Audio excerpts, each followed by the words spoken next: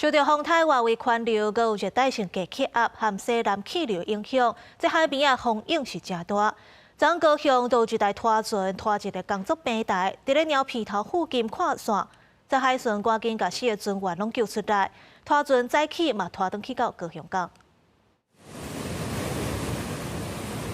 海巡人员豆豆接近靠山的工作平台，现场风景真大，路尾因也是将受困的4位船员救落来岸顶。这个工作平台是由高雄港勤公司的拖船，10日对红头树拖转来到屏东恒春的海域，技术未堪的风景，就安尼2台拢靠山伫咧鸟皮头附近。海巡先大声救人，这台港勤507拖船因为船体受损啊，第10日载起已经互拖转来高雄。目前工作平台也搁靠山伫咧鸟皮头，因为顶悬有载5栋的叉球，为着要避免漏油污染海洋。 海巡也持续戒备当中。因船体受损，将拖带至高雄港后，再行前往拖带工作平台。